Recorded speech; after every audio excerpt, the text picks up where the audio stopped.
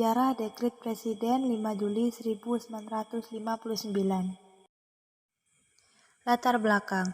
Diberlakukannya Dekret 5 Juli 1959 adalah kegagalan Badan Konstituante dalam menetapkan undang-undang baru sebagai pengganti Undang-Undang Dasar sementara tahun 1950.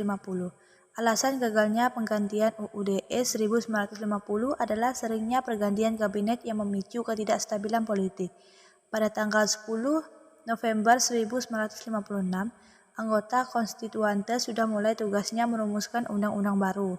Namun, hingga 2 tahun berselang, belum juga dirumuskan undang-undang yang diinginkan. Soekarno melihat kondisi ini, ia mengambil langkah politik dengan menyampaikan amanatnya pada sidang konstituante 22 April 1959 yang mengajurkan dikembalikan ke UUD 1945. Dari hasil pemungutan suara didapatkan 269 suara setuju kembali ke UUD 1945, sedangkan 199 tidak setuju.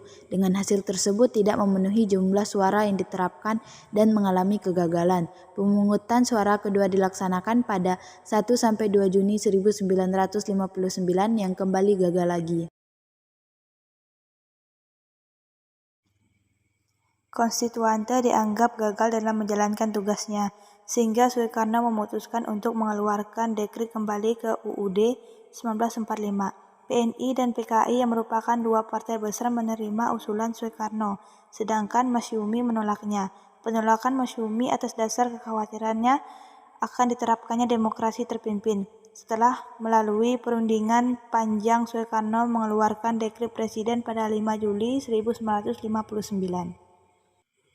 Tujuan Dekret Presiden. Peristiwa dikeluarkan keputusan ketetapan Presiden Soekarno yang berisi pemberlakuan kembali Undang-Undang Dasar 1945. Pemberlakuan Dekret 5 Juli 1959 akibat kegagalan Badan Konstituante dalam menetapkan UUD baru pengganti UUD sementara UUD 1950.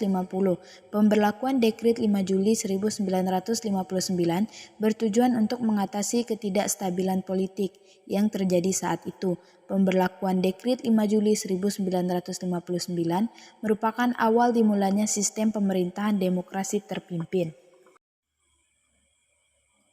Isi Dekret Presiden 5 Juli 1959. 1. Menetapkan pembubaran konstituante. 2. Menetapkan kembali Undang-Undang Dasar 1945 sebagai Konstitusi Indonesia dan tidak berlaku lagi UUD 1950. 3. Membentuk Majelis Permusyawaratan Rakyat Sementara atau MPRS yang terdiri dari anggota DPR ditambah dengan utusan golongan dari daerah. 4. Membentuk Dewan Pertimbangan Agung Sementara atau DPAS. Apa dampak positif dari dikeluarkannya Dekret Presiden? 1. Menyelamatkan negara kesatuan Republik Indonesia dari perpecahan sekaligus krisis politik yang terjadi dalam jangka panjang. 2. Memberikan suatu pedoman yang jelas bagi NKRI berupa Undang-Undang Dasar 1945 dan akan bermanfaat bagi kelangsungan negara. 3. Merintis pembentukan dari suatu lembaga paling tinggi negara berupa MPRS serta lembaga tinggi negara yang berupa DPAS yang selama masa demokrasi parlemen pembentukannya terus tertunda.